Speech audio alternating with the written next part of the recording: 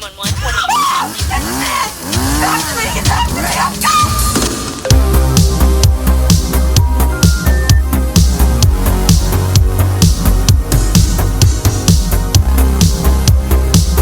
Whoa, whoa, whoa, whoa, whoa, everybody. You know what time it is. You know what time it is. You know what time it is. It is real vile time, babies.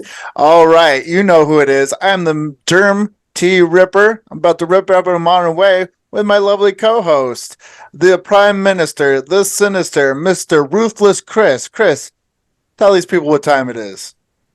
It is real vile time is what time it is. That's what I'm talking about, baby doll. And of course, you can't forget the Tower of the Hour, the Princess of Power, Miss Kelli the Killer Miller. What's up, baby? Hey, how are you? Hey, how you indeed? Well, this week on Real Vile, we will be discussing the 2022 sleeper. I don't even know if it's a hit because it's such an amazing film and not enough people have seen it. We're going to be talking about Bones and All. We'll be taking the train to Spoiler Town. So if you haven't seen it, maybe not tune into that part of the show, but you probably should because it's legitimately probably the best horror movie that came out last year. And I'm sad to say that I didn't watch it until last week. That's crazy. But anyways, in the meantime, what have you guys been up to? Oh, it's been a quite busy week for me. I had some friends in town for that funeral from last week that I have not seen in a long time, so that was still nice. Chris was over, made some barbecue, helped out a lot. That was pretty fucking good. Those ribs were killer. Ribs knows what he's doing on the grill. Chris knows what he's doing on the grill. I do. Yeah. Other than that, yeah, this week's been flying by. Sweet. Well, thumbs down to a funeral, but thumbs up to killer ribs. Yes. How about you, Mr. Ruthless Chris? Anything new or exciting with you, brother? Got to spend time with the friends from out of town. Last night I was a judge at a comedy competition. That was a lot of fun. It was like 32 comedians, and they'd each do a minute, and you'd had to pick, which one was better, and they'd move on. And so that was a lot of fun. Aside from that, I've just been kind of hanging around the house all day. The air quality is real shit out here, so it's been making me real fucking lazy. It hurts to breathe out in this motherfucker. Yeah, man, it's making my throat hurt. Shit's crazy. Yeah, tell me about it. Chicago, worst air quality in the world. The only time I've been outside is to walk Joey. But other than that, I'm, happy and healthy and glad to be alive. But let's get on to talking about some horror movies that we've been watching. Let's do something crazy and start off with you, Miss Killer Kelli. What you been watching, baby doll?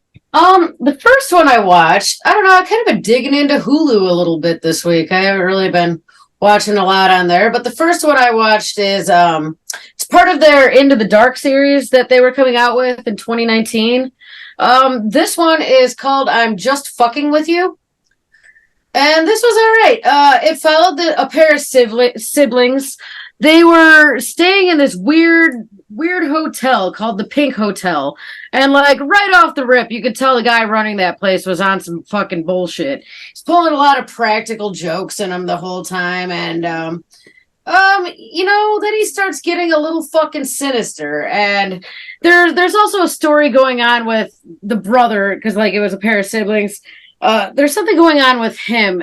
They're supposed to be there for a wedding, but you can tell like he's got some weird obsession with this bride. Like he's got like ulterior motives. So this was kind of all over the place. Without going too far into it, I would just say, like, it's very fast-paced. It's fun. It's kind of funny. It's kind of like, it's not quite comedy, and I wouldn't completely call it horror either. It's just, like, some weird line in between, I suppose. But it was a fun one, man. I'd give it a 3.5. It kept my interest the whole way through.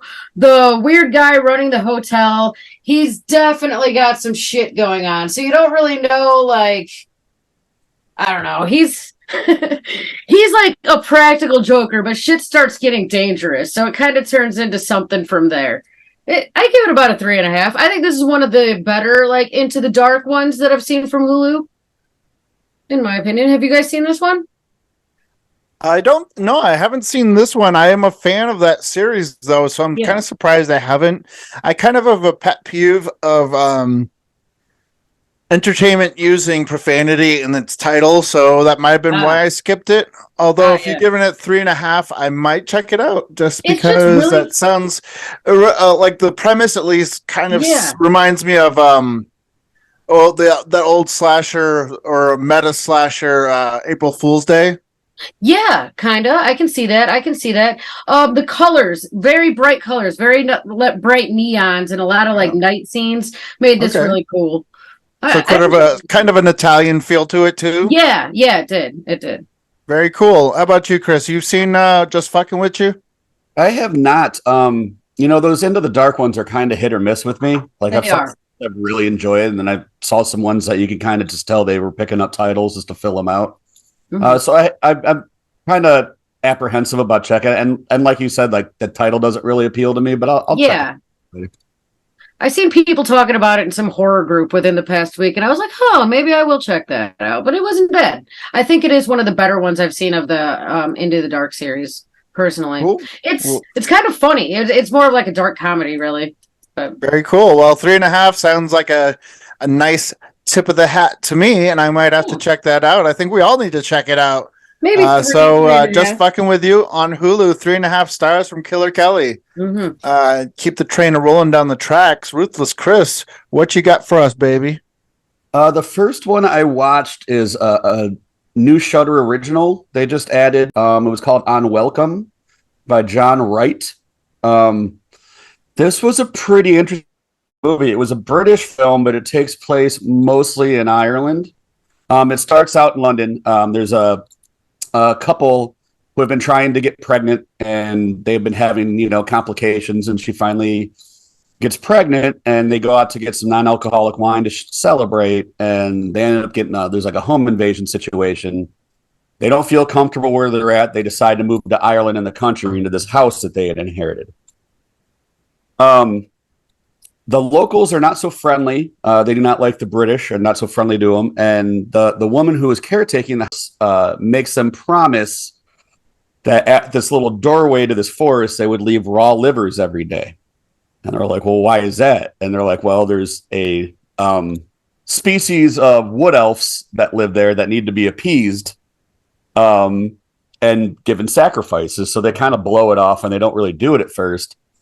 And then they start getting kind of a straw dog situation with the locals, where they're starting to be really unfriendly with them, attack them, make sexual advances on the wife and stuff. And sure as shit, a bunch of wood elves show up. This one got kind of silly, but they did it really straightforward. But the elves like talk. They're like maybe 2.5 feet tall. They wear like these little red knit caps, and they all have giant knives. This one got pretty extreme. There's definitely some cool gore. It just took a little while to get going. It gets a little silly in parts, but like it was a fun ride, like I definitely would recommend it.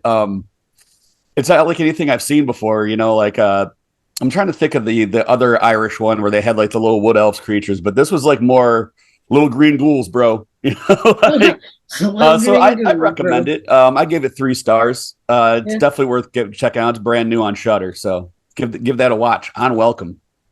Sweet. Well, I know I haven't seen this yet. Have you seen it yet, Kelli? No, but it is on my list. I like watching a lot of those new Shudder originals when they come out. Like, I think the Shudder originals personally are much better than like the Into the Dark on Hulu and shit. Most of them.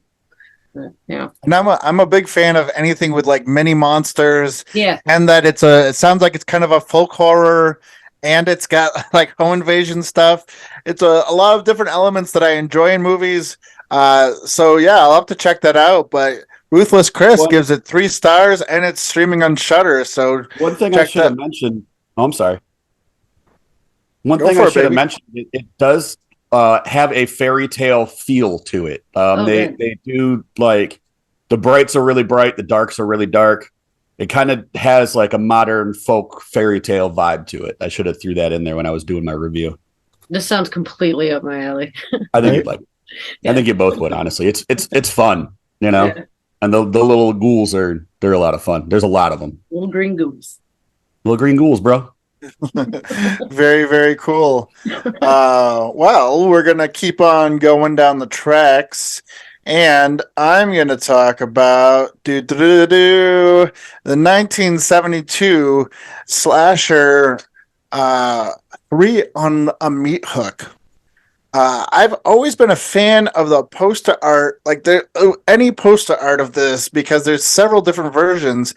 And in one of the mystery boxes that I got years ago, there was a key hook or a key, one of those key holders, and it's three hooks on it, and it's got the poster art from Three on a Meat Hook. And I always expected from the artwork that it was an Italian film. And when I found it on Tubi, I kind of popped. I was like, oh my God, this movie. I've always wanted to see this movie. And then I watched it, and I was kind of like, the poster art is way better than the movie itself. Anybody, it's your basic stock and slash that wants to be smarter than it is. Basic story, girls go romping for a weekend at the lake. They have car troubles. It's kind of like handsome backwoods guy brings them back to their place to try and fix their car, and they can stay at his house. Boy meets girl, begins falling in love. Father worries about, him killing the girls again. So I feel like it really wanted to be smarter than it was. Like it was supposed to be more Hitchcockian, but it was definitely not. It was more Herschel Gordon Lewis by way of Ed Wood. It was just like, bad gore, typical storyline, nothing really original. But for the fact that it comes out in 1972, kind of gives it one up, because I'm pretty sure, I love the original Texas Chainsaw Massacre. I don't think that came out until like 1974. So just for the fact that it predates that and it's an American film, I think is pretty impressive. Other than that, I only give it 2 stars. If you like a hillbilly slasher, check it out. And it's a classic film. It's streaming for free on Tubi.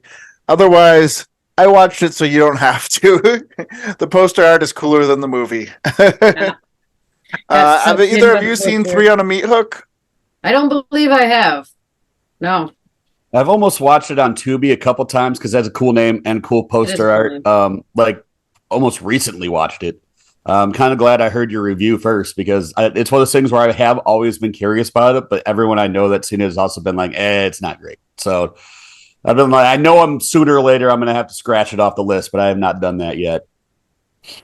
Well, I was kind of surprised. The director, William Girdler, is actually pretty well known in exploitation. Like he did that the blaxploitation version of Exorcist Abby. He did the blaxploitation film Sheba Baby. He did the horror film The Manitou. So I mean, he's pretty well known. And I'm just surprised, like, I don't know. Yeah, it's more Herschel Gordon Lewis by way of Ed Wood rather than Alfred Hitchcock. Like, it's clearly inspired by Psycho. But in the meantime, let's keep this train rolling. I don't need to keep repeating myself. Killer Kelly, what you got, baby? The next one I watched is also on Hulu. This one's a brand new one on Hulu. It kind of this is Jagged Mind.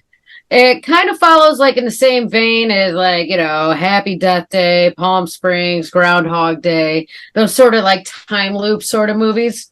But this one follows Billy. She's an art curator. She's having kind of like a rough time in her relationships and shit. She keeps banging her ex Christine, and shit's not going. This also would have fit well in LGBTQ month very well. But she's been hooking up with her ex, having weird visions. And then she meets this new girl, Alex. And like I said, she's been having these real weird visions when she's with Alex. It's like a real intense deja vu, except every time something is like slightly different. She also keeps having these like nightmares of this like Haitian dude with white eyes holding a box and her own death, which is pretty fucking weird. So then she ends up meeting her favorite artist or photographer, Rose, and Rose seems to know a lot more about her than she fucking should for somebody that knows her. This one's weird. It relies a lot on like misdirection and shit, and it's very much like not where you think it's going. Like, it's in the beginning, it's set up as a time loop, as like, you know, kind of like the memory thing, but then it definitely changes into something more supernatural. I'll say this one was all right. I'll give it a 3 for a newer one. What was it called again? Jagged Mind. It's kind of predictable. It had some like 90s like horror elements that you'd see from back then a little bit. It was different. It definitely was different. Like, because you thought it was going to be a movie a lot like Groundhog Day and shit, but they, like, about maybe the third act, shit really starts, like, making sense, and it completely takes a different turn. Jagged Mind. 3 Jagged stars Mind. from Killer Kelly. Yeah, it's on Hulu. 2.5, 3. 2.5, 3. Yeah, in between there. But yeah, it sounds like a decent trip. A weird genre film. Kind of sci-fi, kind of fucking, yeah, kind of sci-fi, kind of horror. You know, it had some, her death dreams were decent. It was all right. Very cool. Have you heard or seen of this one, Chris? I've never even heard of this one. Jagged Mind. Yeah, check it out. 2.5, 3 stars. Hulu.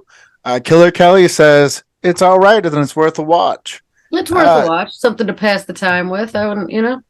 Absolutely. Hey, Mr. Ruthless Chris, what you got for us? So I can't help myself but dive into some dog shit this week. I watched a movie that has 2 different titles. The title that's on Tubi is not the title that is on Letterboxd. This is an Australian film from 2017. The Australian name is Tarnation. The American title is Creature Cabin. This is made by Daniel Armstrong, who you may know from Sheborg. This one, I was not prepared for this one. This has a lot of different monsters in it. The main one being a zombie unicorn. Did not see that coming. There's a little bit of Evil Dead tribute to it. It's very tongue-in-cheek. It's. I mean, this is a no-budget movie. Like, this is a dog shit film, but it's a lot of fun. Just go in, don't expect a lot. It's definitely a lot of tribute to Evil Dead too. Like, basically, there's a woman, she goes through a breakup, so her and her friends decide to go to this cabin, get her mind off things. They're gonna party, you know, whatnot, and the demonic unicorns there. There's like a monster skittering around with legs at the side of its head. Like the head from The Thing. That's all it is a head and legs. There's like bat creatures. This one gets really silly. It's extremely bloody, but like I said, it's real cheap. Like, if you've seen Sheborg, it's definitely down the same vibe. And you know what's funny is it actually wears its Evil Dead tribute on its sleeve, because at the cabin there's Evil Dead posters everywhere, along with the posters of every other movie this guy has made. So there's like Sheborg posters of this thing like Juniper or something, and robot overlords and all kinds of crap. I had fun with this one, going with low expectations. This is the kind of one that you like. This is a kind of like a party film. You know, you would have friends if you're a lot of fun if you had a bunch of friends over, got some popcorn going, you get in a silly state of mind where you can kind of like have fun with something, mock it. So yeah, Tarnation, aka Creature Cabin, 2017 from Australia. And how many stars would you give Tarnation / Creature Cabin? Now, this is solely because I had so much fun with it, because it is a bad movie. Like, it's bad, but it's fun. So I gave it 2.5. All right. Okay. How about you, Killer Kelly? You heard or seen of Creature Cabin / Tarnation? I have not. But Neither have I, but a zombie unicorn sounds very interesting. And I love the movie Sheborg. That is a wacky movie, and if it is if it's by the same director, I'm willing to check it out for free on Tubi. Yeah, man. The only other movie I could think of with a unicorn is what, Cabin in the Woods? Yeah. But this one is like a full-on rotted zombie unicorn with glowing eyes, and it can fly and possess people. Okay. I was dumbfounded. I mean, like the cold open. I went in the same kind of blind, and the cold open has the zombie unicorn in it. I was like, what the fuck? All right, I'm in. Yeah, I think that there was a killer unicorn thing in Carousel. Yes. But I couldn't sit through the whole movie. That was dog shit. That was not enjoyable. But 2.5 stars for Tarnation / Creature Cabin. It's on Tubi, and it sounds like it's a lot of fun. So I might check it out. Kelly might check it out, and I think you might want to check it out for free on Tubi. In the meantime, oh my goodness gracious gravy, I watched The Dentist Part 2 from 1998, directed by Brian Usna and starring Corbin Burnson. Yeah. Oh my goodness. This is those Vestron packages, the Vestron Blu-rays, the throwbacks. This came with Dentist 1 and Dentist 2. And I'd watched the first Dentist a while back and just watched the Dentist 2 recently. And it's I think this is one of those cases where the sequel is actually superior to the original film. The gore is better.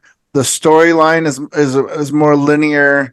The kills are better. And of course, there's a cameo by Clint Howard in this one. So you can't go wrong with that. Yeah. I also like the cinematography in this one a lot better. Yeah, I was actually taken aback about how much I enjoyed The Dentist 2. If you're not familiar with it, the murderer from the first one, Dr. Kane, has escaped from the mental hospital, and he's got like multiple IDs and stuff, and he can basically just set up in other towns. And he tries to maintain a normal life in a Midwestern town, and he takes on the responsibilities, of course, as a dentist. He starts having the weird flashbacks like he did in the first film and murderous tendencies. And if you remember in the first one, he was jealous of his wife. And it was more explained in this one, like why he was so murderous, like why he wanted to kill his wife so much. And it was because he caught her with a dick in her mouth. And I was like, oh, yeah, he's a dentist. And there was a dick in her mouth. Okay, that makes more sense. It's the whole mouth thing. But yeah, The Dentist Part 2. I actually gave it 3.5 stars because it was like so enjoyable. Wacky, and I'm not a huge fan of late 90s horror direct to DVD, and this one the poster art is horrible, so I'm sure I skipped over it a million times when I was a teenager and saw it at the video store, but yeah, I can't suggest it enough. And it is on AMC Plus, and if it's on AMC Plus, I would guess it's on Shudder, but who knows. It's also on Tubi and Plex, so watch it for free. But in the meantime, have either of you seen The Dentist 2? I don't remember if I've seen the second one. It had been so many years since I have seen any dentist. Like, it's quite possible. But yeah, I kind of want to revisit that too.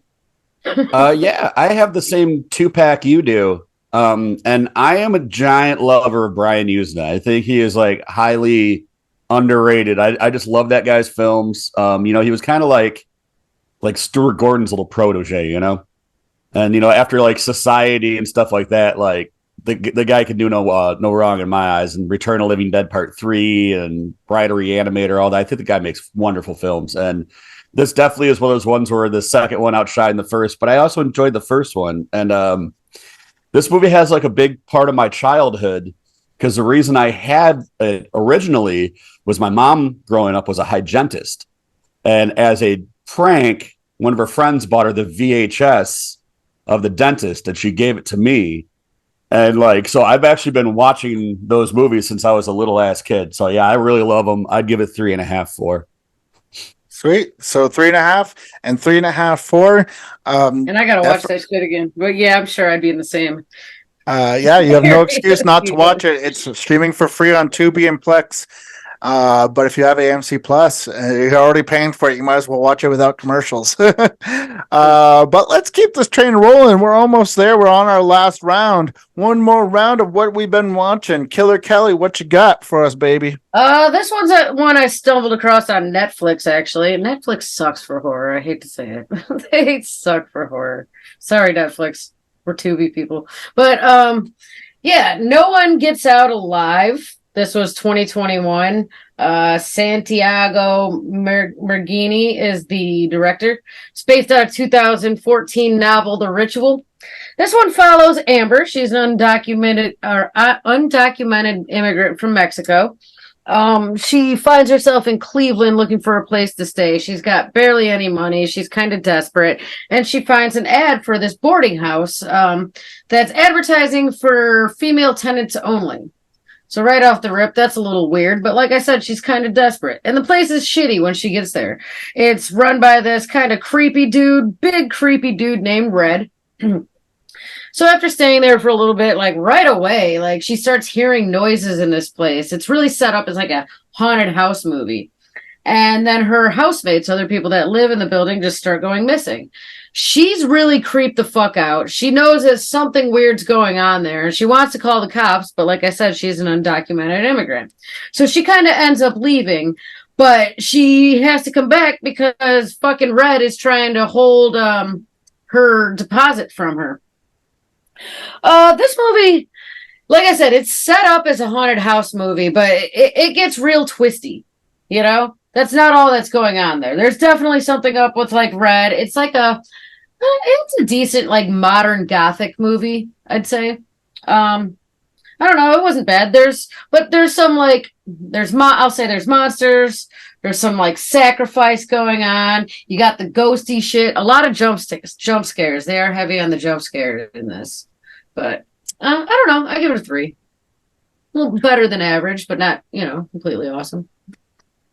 Yeah, I remember I watched this and I enjoyed it more than I thought I would. Yeah. All the twists and turns, and that like it seemed like a very topical story. They're definitely relevant for our times. You put up with a lot of bullshit when you need like shelter, when you need a place to stay.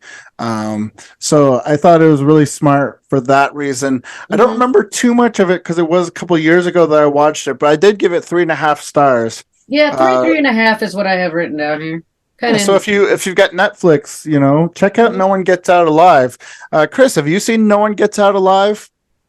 I have. I own a copy and I cannot remember a fucking thing about it. So I don't know if I liked it or not. I know I've watched it, but obviously it didn't make too much of an impact on me. Was it memorable? No. So I don't know. I can see it, like, if as much movies as we watch, I can see it probably fading into obscurity here in the next few months, to be honest, Well, I remember there was a few movies that came out at the same time that were very similar.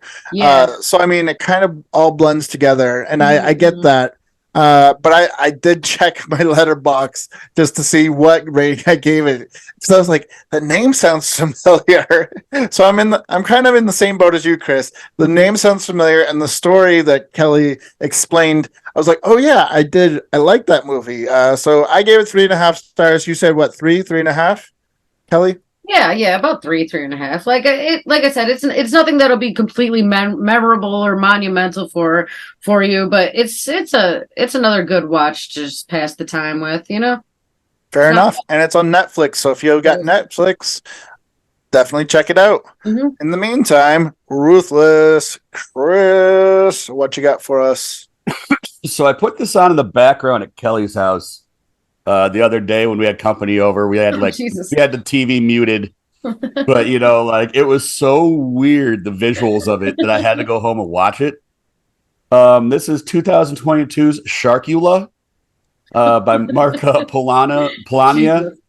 I really enjoy Mark's movies. Like, he's one of those guys that does like straight to DVD dog shit. Like he was one of those guys that started in the 80s doing like VHS horror movies. His most noted ones are like Splatter Farm and Feeder series, but they're all bad. Like they're like he makes bad movies almost exclusively. He made that Cocaine Shark movie I talked about a couple weeks back. Okay. What you have here is a shark that gets bit by a vampire, and then its head detaches, and it grows wings off the side of its face and flies out of the ocean and attacks people. They have like the worst dude playing Dracula. It's just like a dude in like a horrible goth outfit. Like he's got like a velvet cape and like a vest on. They put white face paint on him, it's black around his eyes. You can tell they filmed a lot of this in like people's backyards and a park. The Dracula. It's just... the Dracula shark. Yeah, it's just a big blue shark head. It's got no body. And then it has big giant bat wings. And it just comes flying out the ocean and chases people around. And there's like another whole side story with Dracula. His lair is literally just somebody's basement. And they threw like a wooden casket together. And they threw in a net over it for some reason to make it look. But there's like paint cans next to it and a dryer. This thing is like $2 dog shit, and I had a lot of fun with it. But with that being said, I can only in good conscience give it 2 stars, but I would totally watch it again. And in fact, I did right after that. I'm not even gonna get into it, but like I started another movie he made. It just autoplayed, and I watched most of that too, which was Sharkenstein. Oh yeah. Those were both playing at my house. yeah. So it was like that shark was all sewn together and had bolts on his necks and staples and shit. Yeah, it was something else. That sounds wild. 2 stars on Tubi, I'm guessing, right? Yeah, Sharkula. Kelli, sounds like did you get to watch or enjoy a little bit of Sharkula? I mean, I enjoy the visuals. Like you said, it was just like there was music playing and then that was just on the TV. But there was a couple times I sat down and appreciated what my eyes were seeing. Fair enough. Interesting side fact about the name Sharkula is that in Chicago, there's a local rapper that goes by the name Sharkula. Really? And he's been around forever. When I first moved to Chicago, like in the late 90s, I remember getting off the CTA at Belmont and Clark where all the punks hung out, and I'm walking down the street and this guy, it's Sharkula, comes up to me, he's like, "Y'all like hip hop?" And I was like, yeah, I guess so. You want to buy my demo? And I was like, no. No. But since then I'd seen him several times, and getting to know that he goes by the name Sharkula, and he makes very odd, very unique hip hop music. I think there's even a documentary about him on YouTube. But if you like hip hop and you like weird hip hop, I would suggest not only watching the movie Sharkula, but looking up the Chicago hip hop artist Sharkula. But in the meantime, we got to keep this train rolling. I got one more movie to talk about before we get to Spoiler Town, and that movie is going to be a movie that's not necessarily straightforward horror, but definitely horror adjacent. It's definitely, I feel like it's more of a drama, but it's streaming on Shudder right now, and it is a brand new movie, came out in 2023. It is called Brooklyn 45. It is about 5 military veterans, best friends since childhood, gather together to support their troubled host, and the metaphoric ghost of their past become all too literal. It was an amazing cast to begin with. I was definitely a big fan of the cast because, you got people that it's more like people you've seen in other things, like Jeremy Holm is in it. He was the slasher from The Ranger. And then it's just like really well done, really well written, really well filmed. And, I definitely, I think I was expecting more of a comedy for some reason, just because of the poster art. because the poster looks like it might be a comedy or I don't know, just like a throwback movie to either 70s or 80s or maybe even like the 40s. And it's probably like drawn that way because it is, veterans from World War II getting together. So that might be why the art looks the way it does. But other than that, I thoroughly enjoyed the movie. And let me see, I gave it 3.5 stars. I definitely feel like it's worth a watch, but it's more of a drama with horror elements than it is a straight horror film.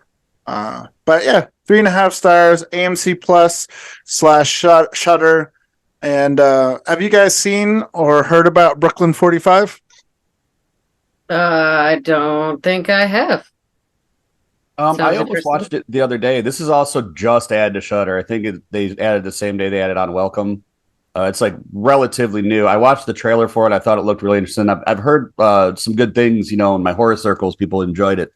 So I definitely plan on checking it out very soon, but I have not gotten to it yet because it's so new. Yeah, super creepy ghost story. Really smart, really well done. 3.5 worth a watch if you got Shutter / AMC Plus. But on that note, choo choo, this terror train is pulling into Spoiler Town, babies, and we're going to be talking about 2022's Bones and All. And now for our feature presentation.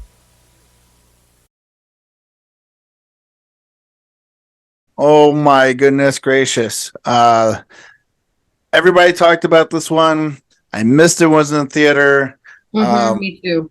I was glad to see that it's streaming on MGM Plus and that you can download that for a 7-day free trial. So that's what I did. I just gotta remember to delete it because I didn't see too much on there else that isn't playing other places.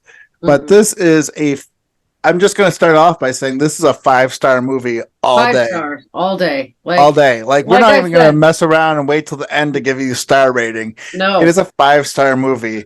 And I could see people that aren't even like, I don't know. I would say not horror fans to enjoy this because it's so well done. And it's so smart. And, anyways, anybody who hasn't seen the film, it's about a young woman who embarks on a 1,000-mile odyssey through America where she meets a disenfranchised drifter, but all roads lead back to their terrifying past. The final stand that determines whether love can survive their otherness. That was really vague. That's a very vague. Wow. Yeah. That's not even how I would describe this movie. No, that is not how I would describe that movie. Not at all, because it's cannibals and love. Yeah. But, really well done. Which I'm sure there's been a lot of cannibals in love movies probably in the 80s or 70s. But this one is reminded me a lot of Gus Van Sant's films. Yeah. Or who else am I thinking of? It was beautiful. Everything about this film was beautiful. The storytelling in this movie was fantastic. From her as a little girl and the way her dad kind of leaves her and then leaves her that tape recorder explaining why and what her problem is. Everything from the opening scene to where she bites off her friend's finger and you're like, what the fuck is wrong with this little girl? It's beautiful. Yeah, I was one of the people that actually did catch this last year. I think it was number 2 on my favorite movies of the year, only beaten by Barbarian. Same. Mine would have been the same. This movie, I loved it. And what's really crazy about it is I've watched it twice now. I didn't realize it's over 2 hours long. It just blows by. No. That movie's 2 hours and 10 minutes long, 131 minutes. Oh, so engaged in it. I can see how it would just blow by because I was just up on the edge of my seat, oh shit, the entire movie. Yeah, and they don't just come straight out and tell you everything all at once. You learn about her as she learns about herself and meeting other. They're called eaters. They call themselves eaters. And after her father leaves her, she kind of just is a drifter, and she runs into the first one she meets, who is probably one of the more terrifying on-screen characters I've seen in a horror movie in a while. Goes by Sully. Sully was creepy as shit. I thought he was disturbing. The guy who played it did an excellent job. I thought it was really disturbing. He carried around that giant long knot of all his victims' hair.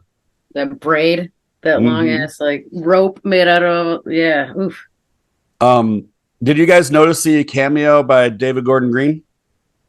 No. The guy who made all the new Halloween movies and Righteous Gemstones and all that. The two hillbillies they drink beer with. Likes to watch is the guy that made all the new Halloweens and Righteous Gemstones and Vice Principals and all that stuff. He was creepy as shit too, because he was really into it, like the other eater and shit. And it took them a minute to be like, wait, you're not one of us. He just wants to be. So he was just eating people. See, they don't explain what it is, but it seems to be some sort of like it's passed through their genes or something. Yeah. It's definitely passed through their genes. Like you don't just, they're not just cannibals just to be sick and shit. It's something they have to do.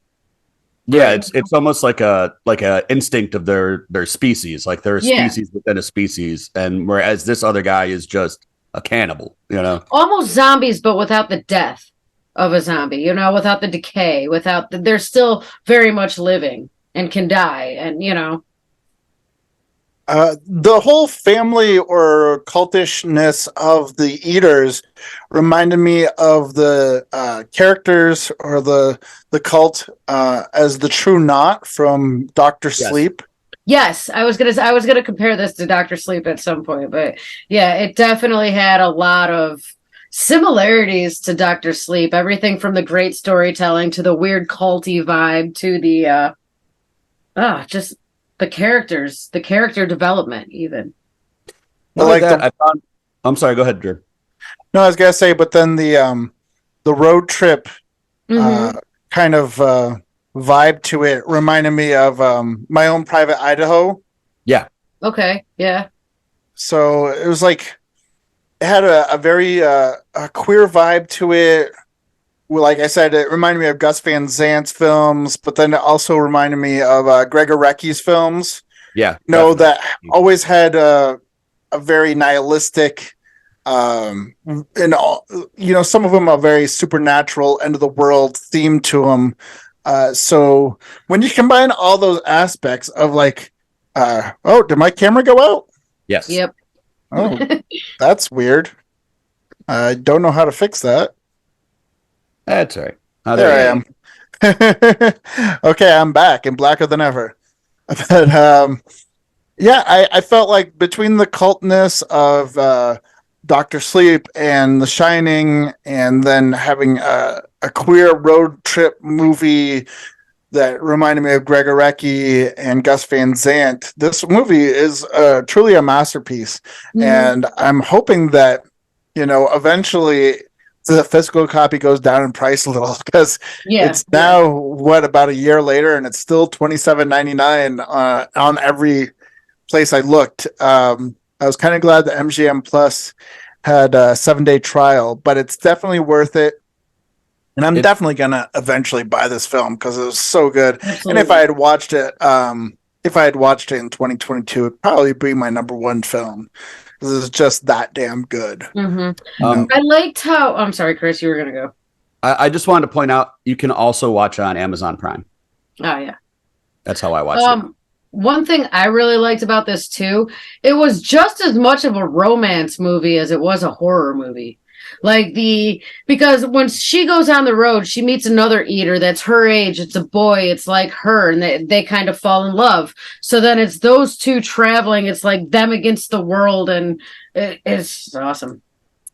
Yeah. And one of the other things I really enjoyed about it, I was trying to figure out the first time I watched it because they don't flat out tell you what year it is, but I was able to figure it out this time because they show her the date of her birth on her birth certificate, and then they tell you she's 18.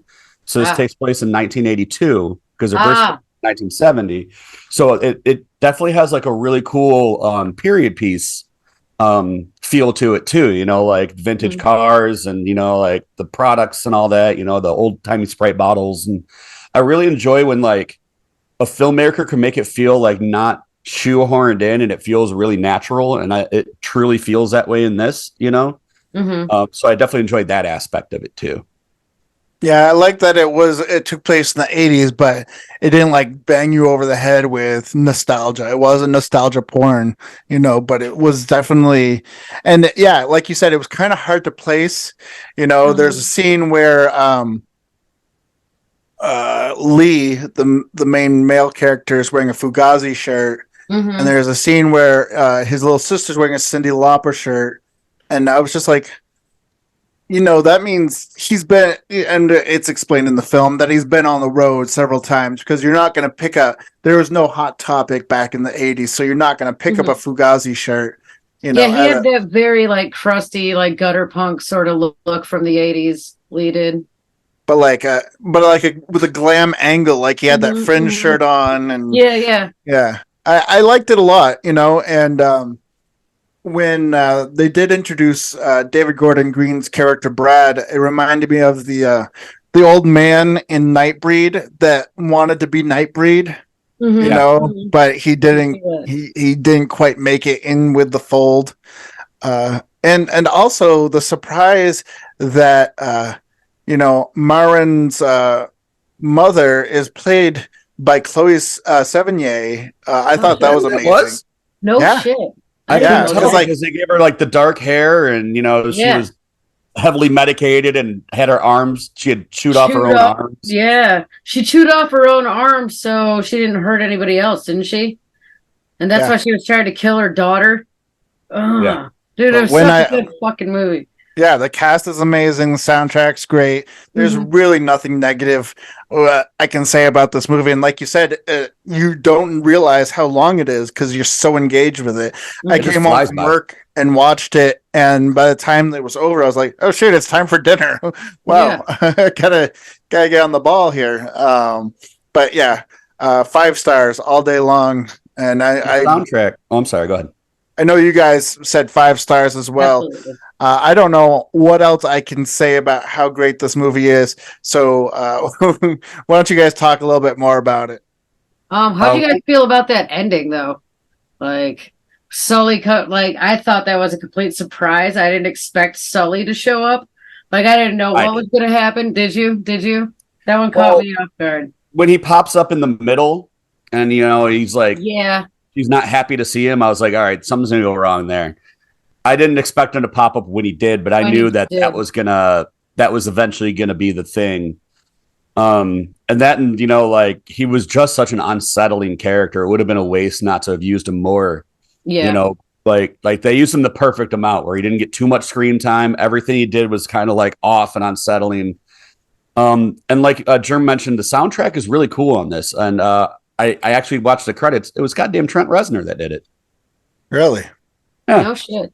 Trent Reznor did the soundtrack, which was weird because it was mostly acoustic, I think No One Gets Out Alive, one of the movies I talked about earlier, I think that was the one. Chino Marino from the Deftones did that soundtrack. Oh. I was like, It's always interesting whose hands are behind the scenes making the music that, to these great movies. But yeah, Trent Reznor did a great job on the soundtrack then, because I can't remember the bands that are on here, but it's just it gave you an 80s vibe with, once again, not hanging you over the head with that it's an 80s movie. And also I'm glad to see I'm gonna murder this name, so I'm not even gonna try, but the director Luca still like plugging away at it and making these brilliant films. He did the 2018 remake of Suspiria. He did Call Me by Your Name.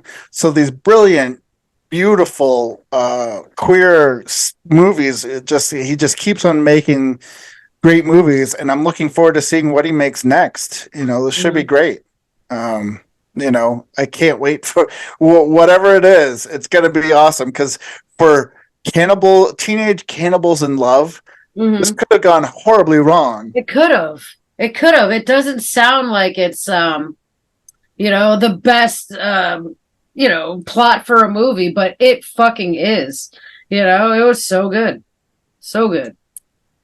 Wow, I've never seen that before. So my computer just popped up with a air pollution warning with a logo with like 2 leaves and like a big. Not to interrupt the recording, but I've just never seen that before. Wow, weird. Scary times. I wonder It's why like I didn't get one. I feel like it's a Stephen King movie we're living through right now, or something like that. But anyways, yeah, if you haven't seen Bones and All, it's streaming on Amazon Prime, I think, for rent or buy, MGM Plus, or buy a physical copy. Definitely worth it. I'm definitely gonna buy it. Like we said before, there's nothing negative we can say about it. It's an amazing film. Mm-hmm. Solid 5. So if you haven't seen it, go see it.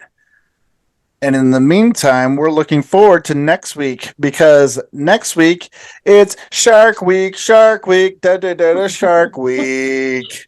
We're gonna be talking about Killer Shark Kelly, movies. this was your suggestion, and we It are was. going to go all the way in for it. Yep. Our feature film is going to be 1995's Cruel Jaws. Why? Because if we went for anything else, you've probably already heard about it and talked about it. But it's by Bruno Mattei, and it's going to be amazing.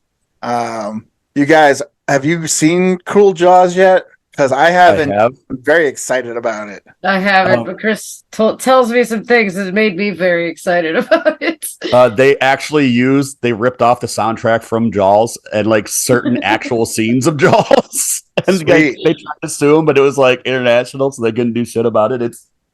It's a pile of dog shit in the most fun way, but I'm looking forward to diving into a whole lot of fishy goodness because we are going into actual Shark Week on the Discovery Channel, so we're going to celebrate Shark Week here. Yeah, it's going to be awesome because I'm already a fan of Bruno's work, so I can't wait to watch Cruel Jaws and talk about Cruel Jaws with you guys, and lots of other shark inspired films. So there's an endless supply of cheesy, great shark movies on Tubi. I can't wait to dive into them. Endless. Dive head first into them fucking stupid. I already got a bunch of them picked out. I got Stephen Kang's Sharks of the Corn. Oh, I've got so many saved. I gotta narrow it down. I'm thinking about Noah's Shark. Noah's Shark. It's gold. Yeah, I got so many picked up. I got to narrow them down. Same. All right. Same. All right. I might have to take an alternate route and watch some other films like Orca or Piranha. Okay. It's close enough to a shark. It lives in the water and kills people. Fucking killer fish, man. Killer fish. Yeah. In the meantime, you guys got any final words for all those fine people out there in real Vile land? Go on IWTV and screen take is needed for pain. Yeah, do that. It was a fun show. I really enjoyed it. So I will agree with Ruthless Chris. Watch Take His Pain. Take for Pain. That's a lot of words, by the way. Take is needed for pain. It's what they said. It's what it says on the side of painkiller pill bottles. So basically, watch the latest Ruthless Pro Wrestling show. It is definitely a lot of fun and a lot of broken glass. And you get to watch Kobayashi throw my old TV at Tommy Vendetta and see Darren McCartney go, oh! But in the meantime, I'll say, keep it creepy, keep it spooky. God bless America, and send news. Real Vile forever.